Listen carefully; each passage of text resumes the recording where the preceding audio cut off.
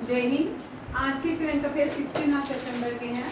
जो आज का करंट अफेयर है, फर्स्ट जो है, इंडिया होस्ट करेगा BIMSTEC young leader summit in Guwahati, Assam. आज का जो टॉपिक भी है, जो स्टेट लेके भी आए हैं, वो भी असम है। और असम में ही बीमस्टेक यंग लीडर जो है समिट है, इंडिया होस्ट करेगा असम में। असम नॉर्थ ईस्ट की सबसे बड़ी स्टेट है, याद रखिएगा। नॉर्थ ईस्ट में 8 स्टेट है, 7 जो है उनको हम 7 सिस्टर स्टेट कहते हैं। और एक स्टेट जो है सिक्किम, जो है वो 7 सिस्टर स्टेट्स में नहीं आती है। सिक्किम की 7 बहनें हैं, स्टोरीज हैं अलग अलग। कोई बोलता है सिक्किम की 7 रानियां हैं, कोई बोलता है सिक्किम की 7 बहनें हैं, अलग स्टोरीज बनाते हैं लोग, ठीक है। 7 में उनकी शादी हुई, इसलिए उनको क्या बोलते हैं, 7 सिस्टर स्टेट्स, ठीक है। इसमें से मेघालय, मणिपुर, नागालैंड और कौन सी है, लिख लो 7 सिस्टर स्टेट लिख लो, ठीक है। नागालैंड, मणिपुर, असम, त्रिपुरा, मेघालय, कितने हो गए, 5, 2 और 3 और अरुणाचल प्रदेश, असम, अरुणाचल प्रदेश, असम और एक और है। कितनी होगी, 7 होगी। एक कौन सी है, मेघालय, मणिपुर, असम, त्रिपुरा, नागालैंड लिखवा दी ना, 7 होगी। असम के अलावा है ना 7 सिस्टर। भाई क्या से असम है, असम 7 सिस्टर स्टेट में, सिक्किम नहीं है, सिक्किम के अलावा 7 सिस्टर स्टेट हैं, ठीक है। हाँ, कौन से रहेंगे, मिजोरम, त्रिपुरा, नागालैंड, मणिपुर, मेघालय, असम और ये कौन सी लिखी है, अरुणाचल प्रदेश, ठीक है। Arunachal Pradesh land of rising सन कहलाती है। लैंड ऑफ राइजिंग सन इसलिए, अब मुझे सुनिए, पेपर देना है, ठीक है, विनय जी, तो ध्यान से मुझे सुनते रहे, लिखते रहे, पूरे होशोवास में मेरी क्लास करें, ताकि आपके एग्जाम में क्वेश्चन आए, आपको आते हो। ये CGL IB में क्वेश्चन आते हैं, ठीक है। 7 सिस्टर स्टेट्स का क्वेश्चन रहता है, या तो क्रम में लगाने का रहता है, वो भी मैं करवाऊंगी। नॉर्थ जैसे ये नॉर्थ ईस्ट स्टेट्स हैं, पहली कौन सी है, क्रॉनिकल्स भी आ सकता है, क्योंकि हमने अब नए एग्जाम में जो नए पैटर्न में क्रॉनिकल बड़े सारे क्वेश्चंस देखे हैं, ठीक है। जब पढ़ाऊँ तब लिखें, ताकि आप ध्यान से सुने, आने वाले पेपर में आपके 4 क्वेश्चन जो आप करेक्ट मार्क, ठीक है। कितनी सिस्टर स्टेट्स हैं, 7। असम सबसे बड़ी है, और नागालैंड जो है उसकी कैपिटल है कोहिमा। नागालैंड की कैपिटल कोहिमा। मेघालय जो है, यहाँ पे wettest place of the world जो है मेघालय में है, इसको अबोर्ड ऑफ क्लाउड कहा जाता है। अबोर्ड ऑफ क्लाउड्स, बादलों का घर, क्या कहा जाता है, बादलों का घर। और बादलों का घर जो है, ये दुनिया की सबसे वेटेस्ट प्लेस जो है मेघालय की, मौसम जो है, मौसम लिख लो, मौसम is the wettest place of the world, ठीक है। Wettest place of the world, या सबसे ज्यादा रेनफॉल कहाँ पे होती है, मौसम में।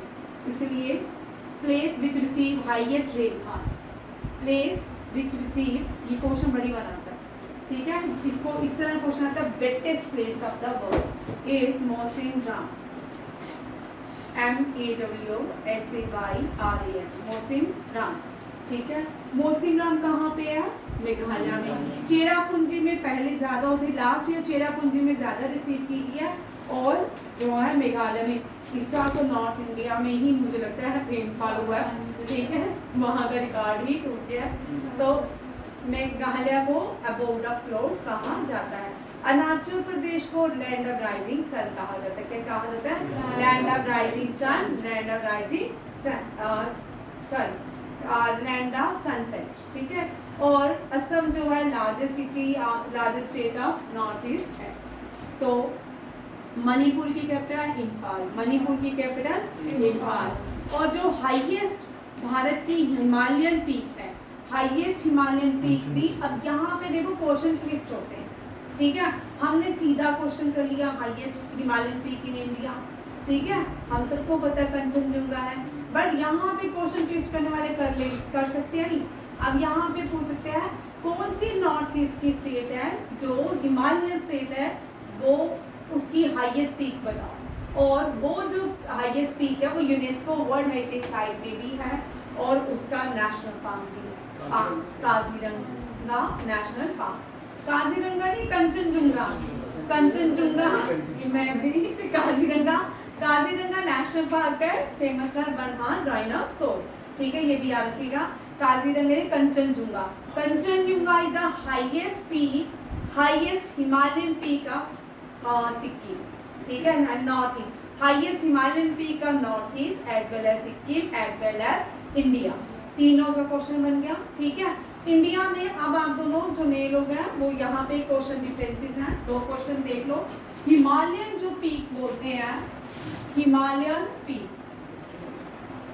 हिमालयन पीक जो है, अगर भारत का क्वेश्चन आता है name the highest Himalayan peak, वो कौन सी है? कंचनजुंगा। अगर पूछते हैं name the highest peak of India, यहाँ पे दोनों आंसर याद रखिएगा। हमेशा डिफरेंसेस वाले क्वेश्चन जो सेम होते हैं कंफ्यूजन क्रिएट करते हैं वो हम साथ में ही करते हैं। अगर हाईएस्ट पीक ऑफ इंडिया पूछेंगे तो K2, कौन सी है? K2 और गुडविन आश्रम, Goodwin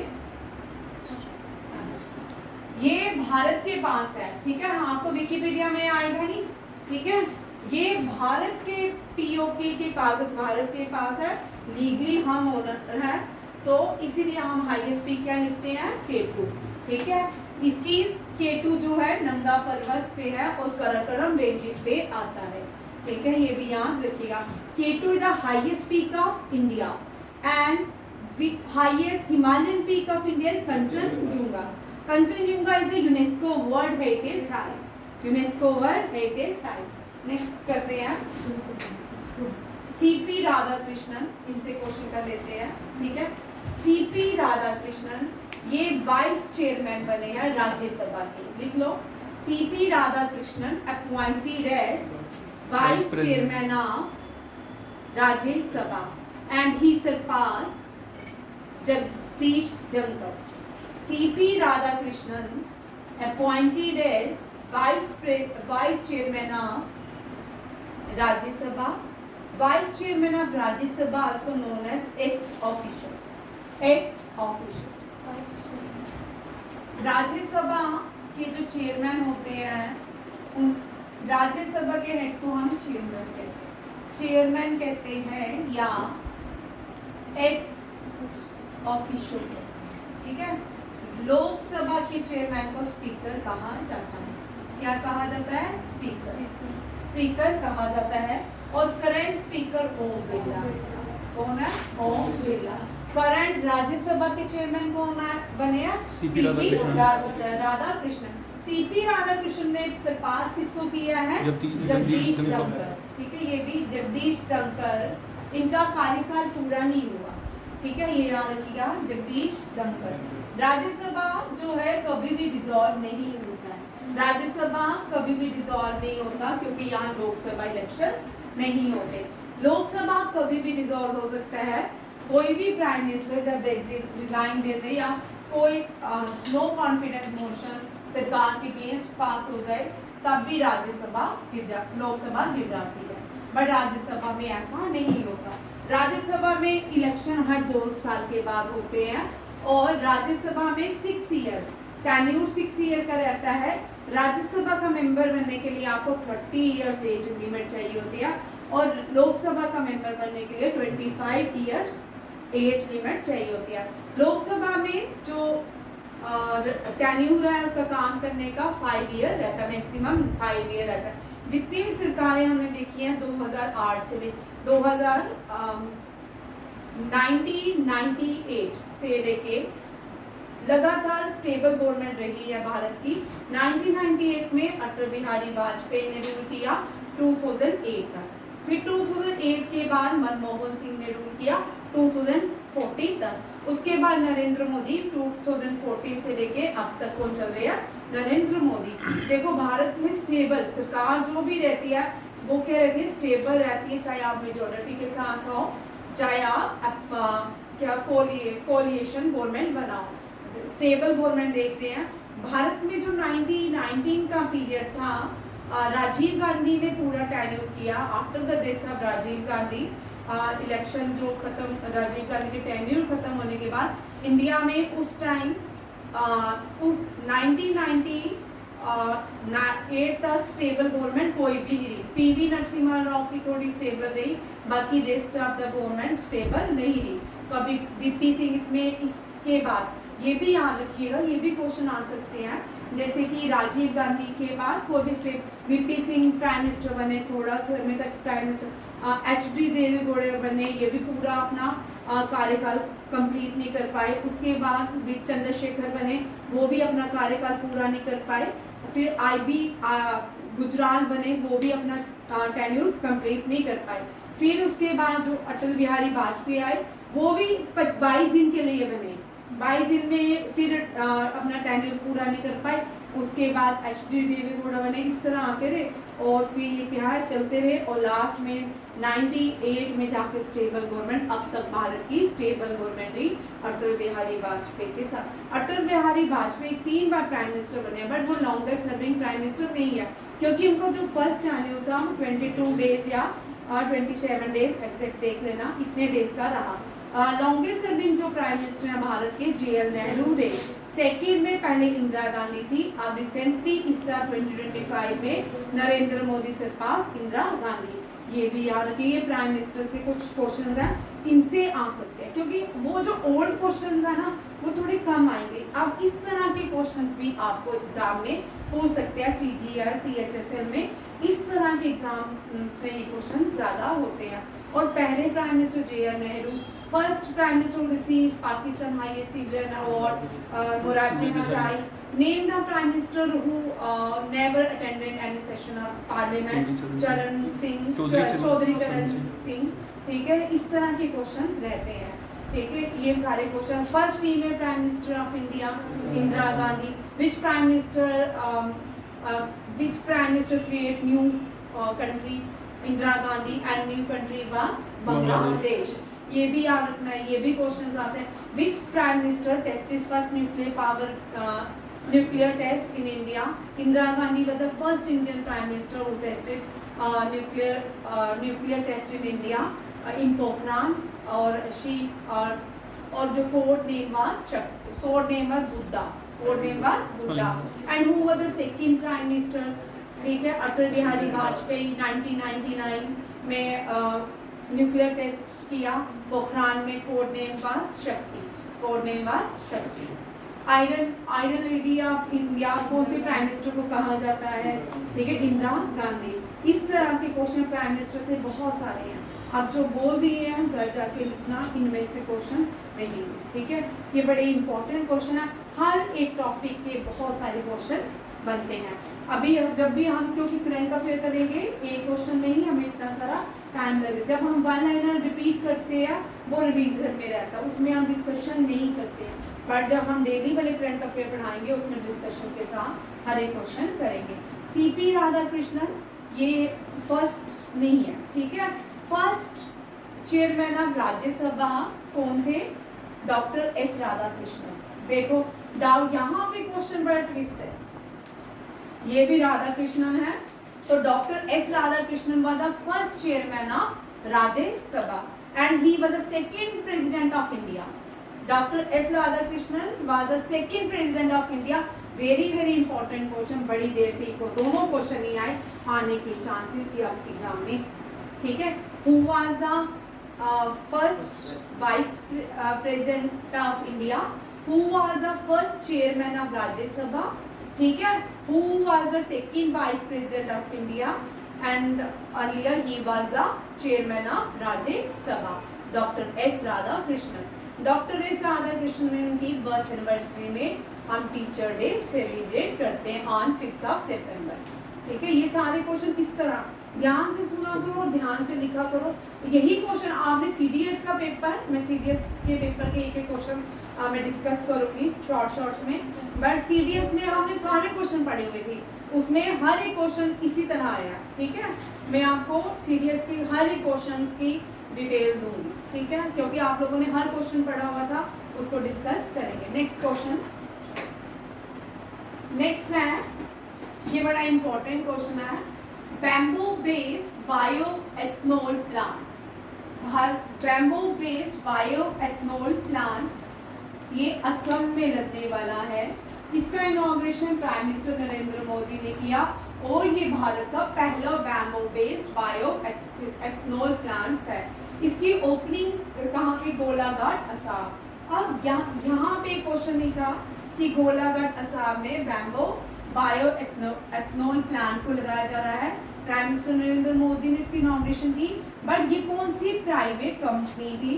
bio ethanol private limited. कहाँ पे है? नुमेलघर। कहाँ पे है? नुमेलघर। नुमेलघर रिफाइनरी प्लांट में लगेगा। कहाँ पे? Numaligarh refinery plant in Golaghat, Assam. ठीक है, ये इंपॉर्टेंट क्वेश्चन है और ये भी आ सकते, क्योंकि हमने इस साल असम बड़ा न्यूज में रहा, बड़े सारे हमने इसमें क्वेश्चंस देखे। करंट अफेयर है असम से। असम जो है, निकनेम देखिए, असम को लैंड ऑफ ब्लू हिल्स भी कहा जाता है। Garden city of T garden city of India भी कहा जाता है, या tea city of India Dibrugarh. लिख लो, डिब्रूगढ़ को, असम के डिब्रूगढ़ को क्या कहा जाता है? Tea garden city of India या टी सिटी ऑफ इंडिया। जो असम है, ये gateway to north east India. North east में ये गेटवे है, gateway to the north east India, Assam. Next, अब करंट अफेयर देखिए, जनवरी से लेके अब तक जो मोस्ट इम्पोर्टेंट असम के करंट अफेयर है अब तक। असम के जो चीफ मिनिस्टर हैं, इन्होंने कहा है कि डिब्रूगढ़ ये सेकंड कैपिटल बनेगी असम की। असम की कैपिटल है असम दिसपुर, ठीक है, गुवाहाटी नहीं है, गुवाहाटी नहीं है, याद रखिए, असम की कैपिटल दिसपुर है। और अब उन्होंने अनाउंस किया है कि असम की जो सेकंड कैपिटल बनेगी वो कौन सी बनेगी? डिब्रूगढ़। वेरी इंपॉर्टेंट क्वेश्चन, याद रखिएगा। असम की गवर्नमेंट ने करीमगंज का नाम चेंज करने की बात की है, डिसाइड किया है, उसका नाम श्री भूमि रखा जाएगा। भारत का पहला एक्वाटेक पार्क, ये भी असम गुवाहाटी में ओपन किया गया है, सोनपुर, नियर सोनपुर, गुवाहाटी, असम। और असम में कामाख्या देवी हमें नुम्बुचा जो फेस्टिवल है, ये भी कामाख्या देवी पे होता है। सबसे बड़ा जो टेम्पल है कामाख्या देवी है, वो कहाँ पे? असम में। असम काजीरंगा नेशनल पार्क ने अपना पहला ग्रासलैंड बर्ड सेंसर। यहाँ पे क्वेश्चन क्या आ सकता है? भारत का पहला नेशनल पार्क का नाम बताओ जिसने ग्रासलैंड बर्ड सेंसस ऑर्गेनाइज किया है, कंडक्ट किया in the year 2025। That is a Kaziranga national park. Kaziranga national park is famous for बनहान राइनासोर। और काजीरंगा के लिए एक गवर्नमेंट ने ऑपरेशन भी लॉन्च किया था, that is operation Falcon. Operation Falcon for Kaziranga national, current affair का रिसेंटली क्वेश्चन है। Operation Falcon for Kaziranga national park to save this rhinoceros. ठीक है, ये भी याद रखिएगा। नेक्स्ट है, ये असम का एक स्कीम है, एडवांटेज असम 2.0 समिट जो है, यहाँ पे क्लीन इंजीनियरिंग पॉलिसीज को हरी झंडी दे दी गई है। और इसमें एनर्जी पॉलिसी में industrial parks to boost industrialisation, renewable energy के लिए काम किया जाएगा। एडवांटेज असम 2.0 समिट के अकॉर्डिंग। इंडिया जो है मेजर स्टेप ले रही है वाइल्ड लाइफ कंजर्वेशन के लिए, और इसके लिए भारत ने एनवायरनमेंट मिनिस्टर जो है कौन है? भूपिंदर यादव, उन्होंने असम में पहला satellite tagging Ganga river dolphins को इनिशिएटिव लिया है। ये याद रखिए, Ganga river dolphins, Ganga river की डॉल्फिन्स को काउंट करना, उनको वॉच करना, उसके लिए पहला क्या लगाया गया? सैटेलाइट टैगिंग की गई है। पहली सैटेलाइट टैगिंग कौन सी? वाइल्ड लाइफ कंजर्वेशन को बचाने के लिए की गई है। गंगा रिवर, यहाँ रखिए dolphin. Dolphin, Ganga river dolphin जो है भारत की हेरिटेज क्या है, एक्वेटिक एनिमल, ठीक है। भारत की हेरिटेज एक्वेटिक एनिमल कौन सी है, गंगा गैंगेटिक डॉल्फिन। कौन सी है, गैंगेटिक डॉल्फिन। यहाँ पे भी 3 क्वेश्चन पूछ सकते हैं, इस तरह के क्वेश्चन आपके एग्जाम में रहे हैं। अभी रिसेंटली देखा हमने, किसने ये इनिशिएटिव लिया है, एनवायरनमेंट फॉरेस्ट एंड क्लाइमेट और क्लाइमेट मिनिस्ट्री ने। किसकी टैग सैटेलाइट टैगिंग की गई है, किस नदी के लिए, गंगा रिवर के लिए। नेक्स्ट स्टैटिक जीके देखिए असम से। असम की हाईएस्ट पीक को तुमजंग कहा जाता है। तुमजंग जो है, माउंट तुमजंग, फोटो लेना लो नहीं, ठीक है, आज ले, ठीक है, आज ले लो, कोई बात नहीं, फर्स्ट डे है तो एक दिन आपको दिया जाएगा। हाँ, वो वीडियो में भी आता है, ठीक है, सुनते जाओ, साथ साथ में लिखने से आता है, साथ साथ लिखिए, क्योंकि सुनने से जब आप लिख भी रहे हो, आप 2 काम कर रहे हो, ठीक है। एक तो आप सुन रहे हो, साथ में लिख रहे हो, आपको बहुत सारी चीजें याद हो जाएंगी। ये अपना के देखो, अडॉप्ट करके देखो, आपको बेनिफिट होगा, ठीक है। हाईएस्ट पीक जो है तुमजंग है, mount Tumjang is the highest peak of Assam. North east में सिक्किम की हाईएस्ट पीक कौन सी है, कंचनजुंगा। मेघालय की हाईएस्ट पीक शिलोंग, और असम की हाईएस्ट पीक तुमजंग, ठीक है। अब बाकी आप नागालैंड की हाईएस्ट पीक, अरुणाचल प्रदेश की हाईएस्ट पीक मुझे करके दोगे, ठीक है। 7 पूरी सबकी 7 सिस्टर की हाईएस्ट पीक आप मुझे करके दोगे, ठीक है। एंशिएंट नेम, ये बड़ा इंपॉर्टेंट क्वेश्चन है। असम का अपना एंशिएंट नेम, जैसे इंडिया का भारत है, वैसे ही असम का भी अपना एंशिएंट नेम है। कुमार रूपा क्या है, कुछ टेक्स्ट कुमार रूपा के जो है एक सोर्स है असम के बारे में हमें पता चलता है। इसका नाम दो थे, कुमार रूपा एंड प्रज्ञा ज्योतिषपुर, प्रज्ञा ज्योतिषपुर, ठीक है। अब अलग अलग सोर्स, जैसे हमें मौर्यन एम्पायर के बारे में किससे पता चलता है, अर्थशास्त्र से। अर्थशास्त्र किसने लिखी, चंद्रगुप्त मौर्य ने, ठीक है। तमिल साउथ इंडियन लिटरेचर के बारे में हमें कहाँ से पता चलता है, संगम लिटरेचर से, ठीक, किससे, संगम लिटरेचर से। संगम लिटरेचर को लिखने वाले बहुत सारे डिसिपल्स थे।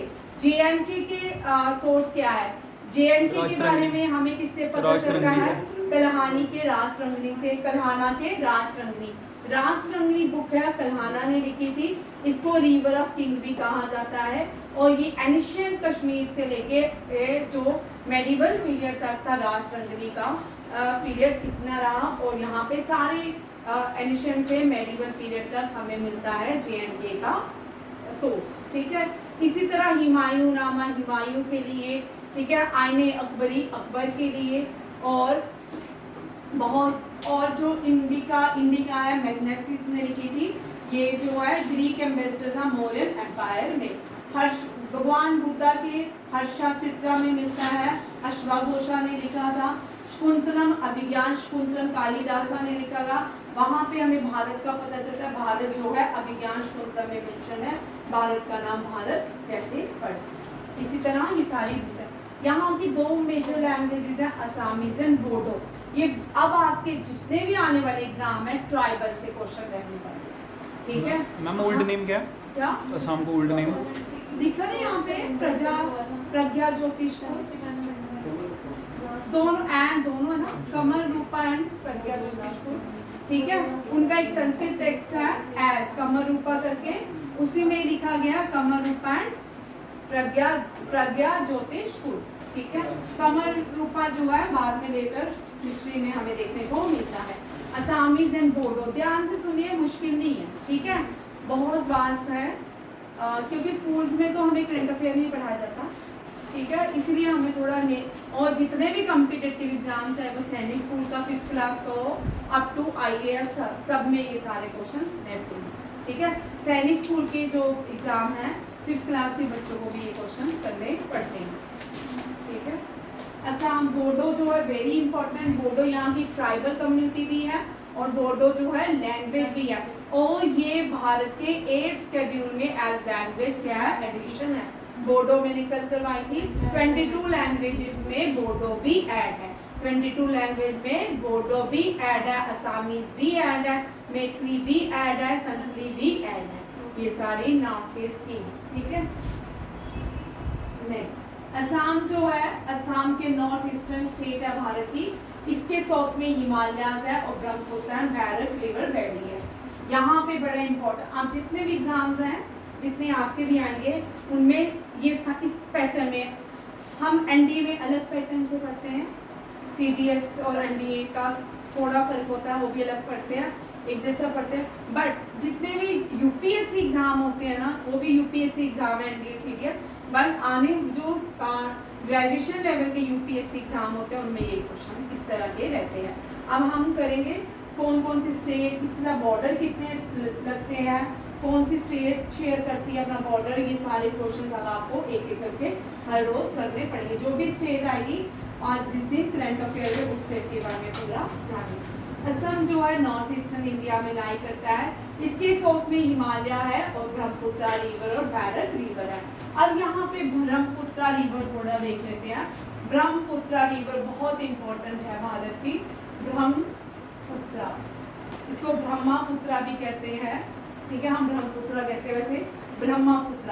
ब्रह्मपुत्र ओरिजिनेट होती है, ये टेबल बना दो, आपको इजी टू लर्न हो जाएगा सारा। ब्रह्मपुत्र ओरिजिनेट होती है मानसरोवर से। कहाँ से? मानसरोवर। मानसरोवर कहाँ पे है? तिब्बत में। कहाँ पे है? तिब्बत में। तिब्बत की कैपिटल है लाशा।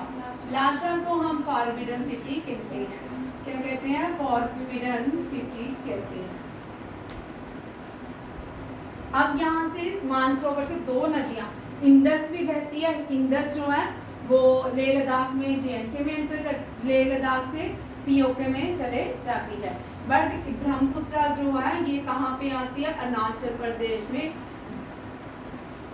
अरुणाचल प्रदेश में एंटर करती है इंडिया में। अरुणाचल प्रदेश में इस ब्रह्मपुत्र को दिहांग कहते हैं। क्या कहते हैं? दिहांग। इसके बाद ये बड़े बड़े गौर से आती है, बारबालाछा पास है, उससे एंटर होके अरुणाचल प्रदेश आती है, दिहांग कहलाती है। और यहाँ पे ये आती है फिर असम से, अरुणाचल प्रदेश से असम में एंटर करती है। असम में इसको ओरिजिनल नेम ब्रह्मपुत्र कहा जाता है, बीपी लिखूंगी, ब्रह्मपुत्र कहा जाता है। फिर ये असम में ही दुनिया का सबसे बड़ा रिवर आइलैंड बनाती है। जब असम में पहुंचती है, पूरे फैल जाती है, उससे एक रिवर आइलैंड बनाती है। ये रिवर आइलैंड जो बनाती है, उस रिवर आइलैंड को मजोली कहा जाता है। और इसके बाद ये एंटर करती है बांग्लादेश। बांग्लादेश में इसको जमुना कहा जाता है। क्या कहा जाता है? जमुना। और ये गंगा के साथ मिलके, दोनों गंगा और ब्रह्मपुत्र और साउथ ईस्टर्न जो ईस्टर्न फ्लोइंग रिवर्स है, वो सारी भी मिलती है यहीं पे। और ये सबसे बड़ा डेल्टा बनाती है, जिस डेल्टा को सुंदरबन डेल्टा कहा जाता है। सुंदरबन डेल्टा। अब सुंदरबन डेल्टा से भी question, Sundarban delta largest delta of the world है। Which trees are found in Sundarban Delta? That is Sundari trees. Name the national parks of West Bengal, Sundarban National Park। और जो royal, वो भारत का heritage site जो है, royal Bengal tiger Sundarban से, Sundarban national park में पाए जाते हैं। और सबसे बड़ा मैंग्रोव फॉरेस्ट वो भी सुंदरबन में है। सुंदरबन डेल्टा के पास ही बनता है मैंग्रोव फॉरेस्ट जो है। क्या नाम है? First mangrove forest is Sundarban, largest mangrove forest found in Sundarban delta, ठीक है। दूसरा जो मैंग्रोव लार्जेस्ट मैंग्रोव फॉरेस्ट है वो कहाँ पे है? वो उड़ीसा में है। Bhitarkanika is the second largest mangrove forest. और first mangrove forest was Sundarban mangrove forest, ठीक है। ये भी याद रखिएगा।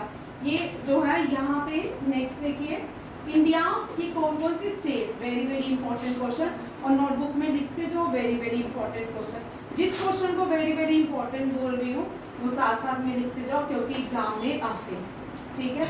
कौन से स्टेट असम के साथ बॉर्डर शेयर करते हैं? Arunachal Pradesh, Nagaland, Manipur, Mizoram, Tripura, Meghalaya and waste Bengal. कितनी स्टेट्स? अब काउंट करो कितनी स्टेट्स हुई? 1 2 3 4 5 6 7 स्टेट जो है, सबसे ज्यादा स्टेट्स है असम के साथ क्या कर रही है? बॉर्डर शेयर कर रही है। ये लैंडलॉक कंट्रीज, लैंडलॉक स्टेट्स है भारत की। अब देखो लैंडलॉक स्टेट का मतलब क्या है? ये भारत का इंडियन पेनिसुलर है, ठीक है। पेनिसुलर मीन्स जो लैंड तीनों तरफ से ओशन से कवर्ड होती है उसको पेनिसुलर कहा जाता है। और यहाँ पे सी तो भारत के यहाँ ऊपर सी नहीं है, और ऊपर भारत के ऊपर स्टेट्स में भी सी नहीं है। तो जितने भी सदर्न इंडियन स्टेट को छोड़ के ऊपर सेंट्रल इंडियन और ऊपर हाईलैंड्स ऑफ इंडिया में कोई भी जो है स्टेट वो क्या नहीं है? पेनिसुलर नहीं है, लैंडलॉक स्टेट्स हैं। क्या है? Landlocked state. भारत के साथ नेपाल भी लैंडलॉक नेबरिंग कंट्री है। श्रीलंका लैंडलॉक नेबरिंग कंट्री नहीं है। अफगानिस्तान लैंडलॉक नेबरिंग कंट्री है। अफगानिस्तान क्या है? Landlocked neighbouring. भूटान भी लैंडलॉक नेबरिंग कंट्री है। चाइना भी, याद रखिएगा, landlock neighbouring. But Pakistan landlock neighbouring country नहीं आता क्योंकि Arabian sea lie the Pakistan. ये भी याद रखिएगा। इस तरह के भी क्वेश्चंस रहते हैं, ठीक है। अब एक एक करके करते जाएंगे, आप गहराई में जाएंगे। जो नदियां बहती हैं ब्रह्मपुत्र में, आपको ब्रह्मपुत्र को लाइफ लाइन ऑफ असम कहा जाता है। नेक्स्ट, सबसे इंपॉर्टेंट जो है यहाँ का अहोम किंगडम, ठीक है। अब जो नए बच्चे हैं, इस अहोम किंगडम से क्वेश्चन बनता है, ठीक है। अब उस किंगडम को देखते हैं। 44 मॉडर्न, ठीक है। Modern solution. अहोम किंगडम जो है सबसे बड़ा, ये बहुत बड़ा रूलर थे। इन्होंने चेरा, चोलास, पांड्या जब साउथ इंडिया में थे तब ये भी अपनी जगह रूल कर रहे थे। कहाँ पे? नॉर्थ ईस्ट में, ठीक है। अहोम किंगडम, अहोम किंगडम ने 17 टाइम्स मुगल को हराया है। यहाँ पे मुगल्स नहीं आ पाए क्योंकि due to the Ahom kingdom.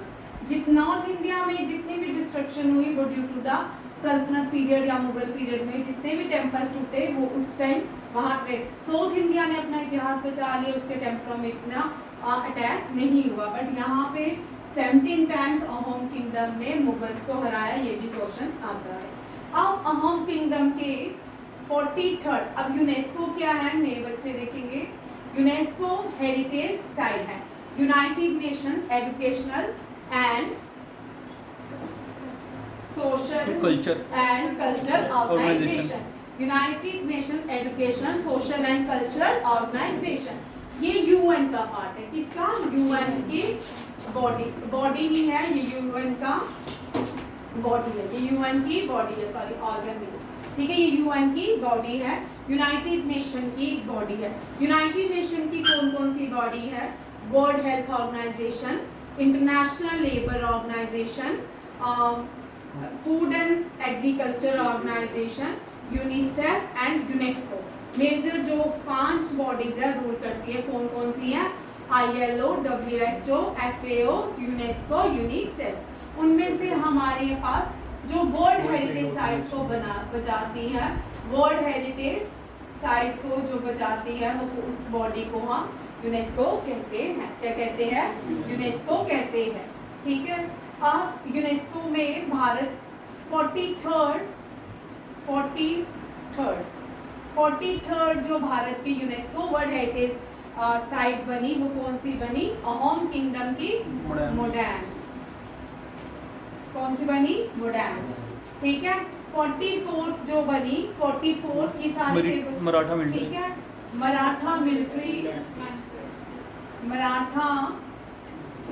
Military landscape, ये लिखते जाओ। ये भी आपका एक क्वेश्चन यूनेस्को से आपको आ सकता है, मैं सारा टेबल नहीं बना रही, ठीक है।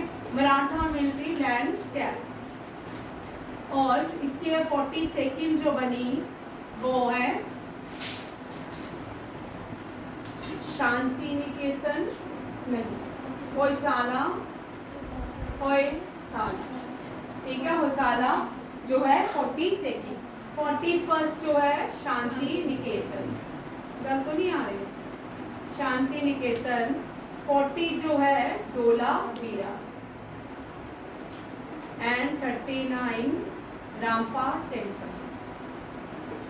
चेक करना 39 रामपा टेम्पल ही है, चेक करो, क्रॉस चेकिंग कर लो, ठीक है। रुद्रमा, हाँ 40 धोलावीरा है, चेक कर लो एक बार, मैंने करवाया, तुम्हारी नोटबुक में तुमने लिखा भी है, ठीक है। ये यूनेस्को वर्ल्ड, अब तक भारत में 44 यूनेस्को वर्ल्ड हेरिटेज साइट है। तो किस कंट्री की सबसे ज्यादा यूनेस्को वर्ल्ड हेरिटेज साइट है? इटली की। सेकेंड नंबर पे चाइना, थर्ड नंबर पे भारत। और भारत की 39 UNESCO world is Ramappa temple, ठीक है, 40 धोलावीरा, 41 शांति निकेतन। ये शांति निकेतन, आप देखो धोलावीरा कहाँ पे है? गुजरात में, ठीक है। रामपा टेम्पल कर्नाटका, सॉरी तेलंगाना में। Ramappa temple, very important question, लिख लीजिए। रामपा टेम्पल तेलंगाना में, धोलावीरा कहाँ पे है? गुजरात में। शांति निकेतन वेस्ट बंगाल, इसकी formation founded by R.N. Tagore. And Dholavira की लार्ज इंडस वैली साइट है, largest Indus valley site of Gujarat is Dholavira. Rampa is the Rampa temple formed by the Kaktiyas dynasty, formed by the Kaktiyas. Kaktiyas, याद रखिएगा, it is located in Telangana. Rudrama Devi was a prominent female Kaktiyas ruler, and she built the Rampa Rudrama temple या Rampa temple, ठीक है। Next आता है Shanti Niketan. Shanti Niketan founded by the Rabindranath Tagore. Rabindranath Tagore, first Indian to get Nobel Prize in Literature and the first Indian who sung national anthem and national song respectively in the year 1896 and the 1911, ठीक है। Next देखिए 42 होयसाला। होयसाला कर्नाटका में है। चोलास को हराने वाले होयसाला कौन थे? होयसालास कर्नाटका में है, ठीक है।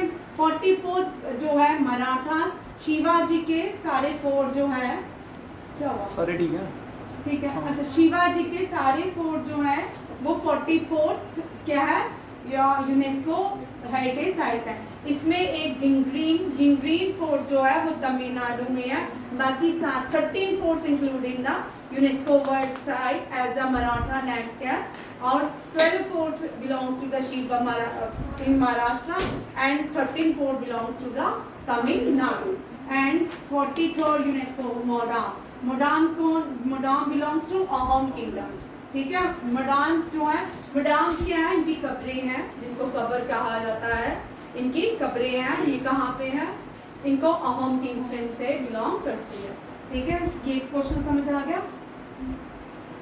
घबराना नहीं है, करंट अफेयर में घबराना नहीं है, ठीक है। अगर मैं आपको सीधे सीधे पढ़ा दूं तो उससे कोई फायदा नहीं होगा, ठीक है। इसमें आपकी हिस्ट्री, ज्योग्राफी, पॉलिटी, बहुत सारे सब्जेक्ट अभी जब सर पढ़ाएंगे एक एक करके पढ़ाते हैं, वो भी साथ में चलेंगे आपके, ठीक है। बट यहाँ पे करंट अफेयर खाली करंट अफेयर्स नहीं होता है, करंट अफेयर्स में सारा कुछ होता है, हिस्ट्री भी है, पॉलिटी भी है, इकोनॉमिक्स भी है, सारा का सारा आपको और एक ही करंट अफेयर्स में सारे के सारे टॉपिक्स मिलते जाएंगे। घबराना नहीं है, जितना समझ आ रहा है वो करे, क्योंकि युवा जनरेशन न्यूज़ नहीं देखती है, ये न्यूज़ का ही पार्ट है, उन्हीं को ही आगे हम डिस्क्राइब करते हैं। यही करंट अफेयर में भी आपको यही क्वेश्चन आ सकते हैं, ठीक है। हिस्ट्री में भी करंट अफेयर पूछते हैं, क्योंकि जो पूरे करंट अफेयर में हिस्ट्री का कोई क्वेश्चन पूछा जाता है वो उसको हिस्ट्री में डाल देते हैं, ठीक है। ये भी याद रखिएगा। अब अहोम किंगडम हो गया। ब्रिटिश ईरा में ब्रिटिशर्स ने असम में फॉरेस्ट लॉ लाया, नॉर्थ ईस्ट की सारी लाइवलीहुड जो था ब्रिटिशर्स ने क्या किया? डिस्ट्रॉय कर दिया। वहाँ पे कौन सा लॉ आए? फॉरेस्ट एक्ट रेगुलेटिंग एक्ट आए वहाँ पे नॉर्थ ईस्ट में, ठीक है। वो जूमिंग कल्टीवेशन करते थे। कौन सी कल्टीवेशन करते थे? Slash and burn zooming cultivation. यहाँ पे एग्रीकल्चर, जो नॉर्थ ईस्ट में एग्रीकल्चर की जाती थी, उनको जूमिंग कल्टीवेशन कहा जाता था, ठीक है। उनसे सब छीन लिया और जब ब्रिटिशर्स आए उन्होंने ट्रीटी की असम के साथ। उस ट्रीटी को यांदाबू कहा जाता है। यांदाबू जो ट्रीटी है ये फर्स्ट एंग्लो ब्रह्मिश वार में हुई थी, ठीक है। ये भी यहाँ ब्रह्मिश मीन्स बर्मा, ठीक है, ये भी यहाँ। और बर्मा के यंगून में very very important question. Burma के यंगून में 1857 रिवॉल्ट में जो लास्ट मुगल रूलर थे बहादुर शाह जफर, उनको कहाँ सेंड कर दिया गया था? यंगून। बाद में इसको रंगून कहा जाता है। फेस्टिवल बिहू। बिहू असम में 3 तरह के होते हैं, बड़े मजेदार है ये। रंगोली बिहू स्प्रिंग, एक स्प्रिंग में, ऑटम में पोंगली कट्टी बिहू, ऑटम सीजन में, अब ऑटम आने वाला है वहां पे बिहू फेस्टिवल।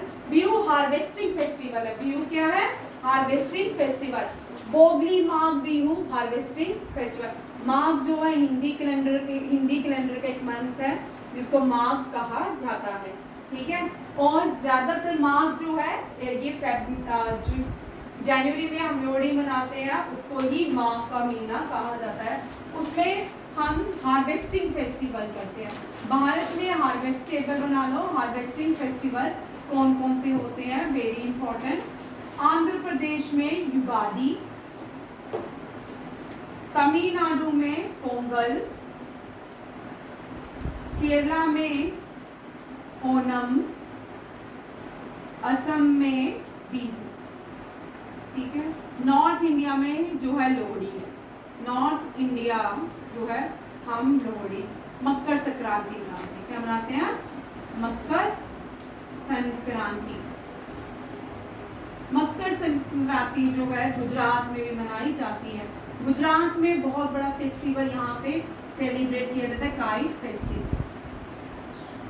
और इससे क्वेश्चन रहता है काइट फेस्टिवल से, बड़ी बार ये क्वेश्चन काइट फेस्टिवल से रहा है, ठीक है। आंध्र प्रदेश का युगादी, तमिलनाडु का पोंगल, केरला का ओनम, असम का बिहू और नॉर्थ इंडिया का मकर संक्रांति, गुजरात का काइट फेस्टिवल। ये सारे याद रखिएगा। नेक्स्ट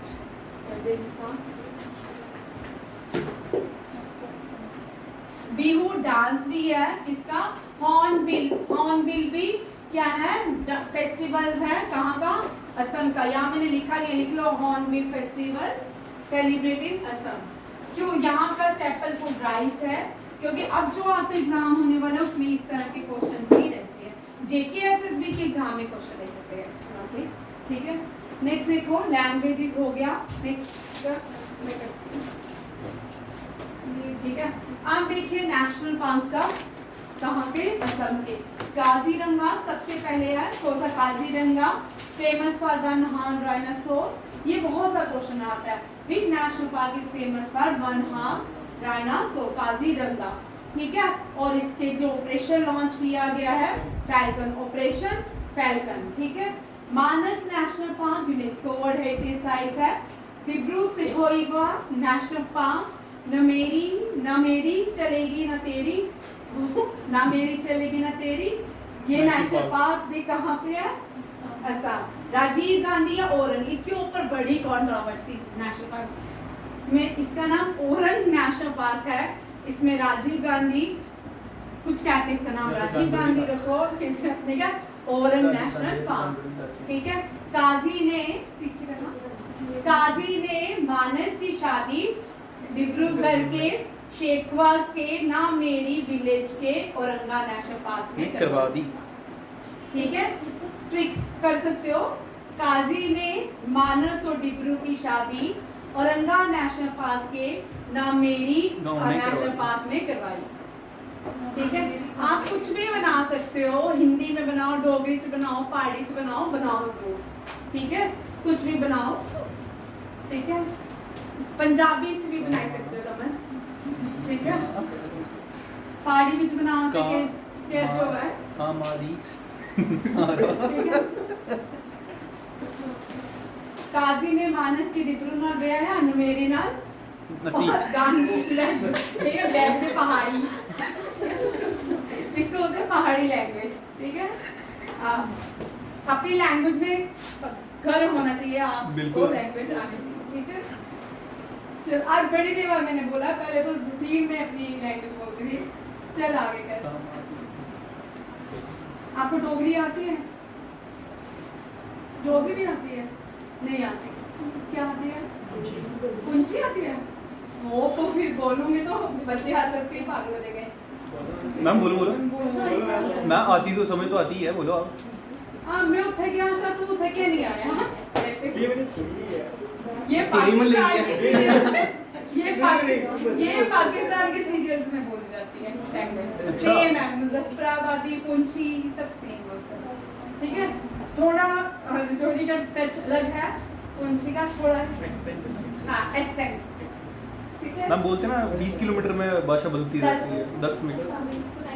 चलो नेक्स्ट क्वेश्चन देखिए इंजीनियर कौन कौन है चलो इंजीनियर्स देखिए थीम ऑफ इंजीनियर इज अभी सेलिब्रेट किया गया है और थीम है deep tech and engineering excellence clean air health people ये सारे भी क्या है थीम्स है एक एक करके देखते हैं पहले इससे पहले देख लो इंजीनियरिंग डे हम सेलिब्रेट करते हैं on the birth of father of first engineer of India first engineer of India कौन है एम विश्वेश्वरैया एम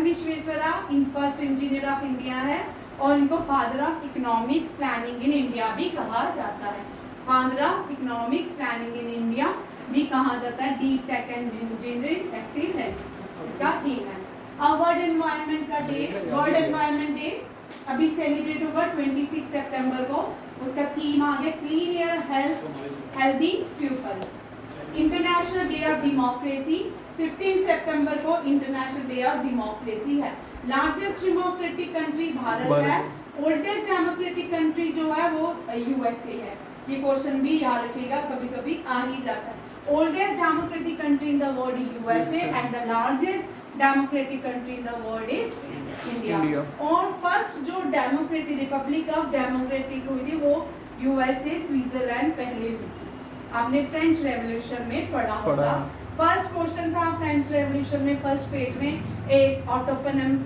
था ऑटोमन एम्पायर था ऑटोमन एम्पायर नहीं है ऑटोमन नहीं एक व्यक्ति है अच्छा। ठीक है उसने क्या किया था पिक्चर बनाई थी जिसमें उसने लिखा था सबसे आगे जो आजाद हो गया रिपब्लिक हो गया स्विट्जरलैंड यूएसए उसके पीछे चेन चल रही है फ्रांस जर्मनी इटली रोम रशिया ये सारे लोग क्या है इसके पीछे चेन हाँ ये उसकी डिवाइन थीम थी बड़ी इंपॉर्टेंट थी ठीक है ये ऑटोमन एम्पायर अलग है ऑटोमन एम्पायर जो है ये सारे अलग हुए थे बाद में बेलारूस ऑटोमन एम्पायर जर्मनी ये सारे अलग अलग हुए थे वर्ल्ड ओजोन डे जो है सितंबर 16 Montreal very important protocol Montreal protocol आपको मैंने पढ़ाना है ये भी अलग एक टॉपिक है बहुत बड़ा टॉपिक है आगे आपके जितने अब 2-3 साल से इसके क्वेश्चन कम हो गए आएंगे ठीक है चलिए नेक्स्ट है फोर्थ एशिया कप हॉकी का इंडिया जिस दिन आप क्रिकेट देख रहे थे उस दिन हॉकी कप भी हो ठीक है हीरो कप है ये क्या है हीरो कप भारत ने जीता साउथ कोरिया का हराया और ये इंडिया में राजगीर में इसकी इनॉग्रेशन हुई थी बिहार यूनिवर्सिटी ने इसको ये कहाँ पे थी राजगीर में इसकी इनॉग्रेशन हुई थी बिहार में जो फाइनल मैच हुआ हॉकी स्टेडियम में राजगीर स्पोर्ट कॉम्प्लेक्स में ही हुआ नेक्स्ट स्पोर्ट की सारी करंट अफेयर है क्योंकि हमारे एनडीए की वजह से सितंबर 1 से लेके 15 तक बड़े सारे क्वेश्चन छूट गया ये 1 से लेके 15 तक जितने भी स्पोर्ट्स के current affair major sports India उनके देखिए बल लाइन मीनाक्षी हुड्डा ने गोल्ड जीता है वर्ल्ड बॉक्सिंग चैंपियनशिप का हेडक्वार्टर लुज़ेनिया स्विट्जरलैंड कार्लोस एल्क्राज जो है इन्होंने second US open men single title जीता है दूसरा टाइटल है इनका किसका कार्लोस एल्क्राज ये table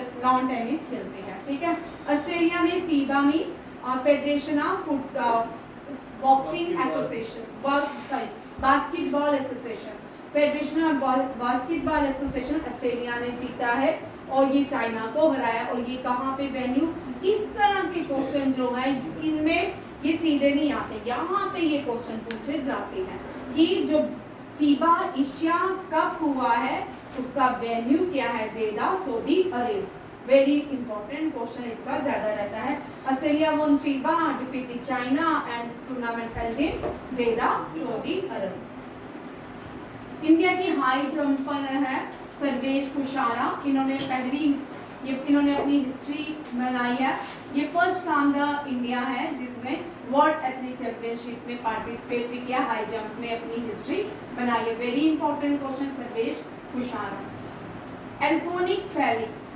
Simbu, Alphonsus Felix Simbu जो है मेंस मैराथन जीता है। मेंस मैराथन 2025 जापान में हुआ था, एल्फोनिक्स फेलिक्स सिम्बू ने जीता है। वर्ल्ड एथलीट चैंपियनशिप भी कहाँ पे है? टोक्यो जापान में हुई है। और जेलिन गोलाबी जो है इनको FIBA player of the year award से सम्मानित किया गया है।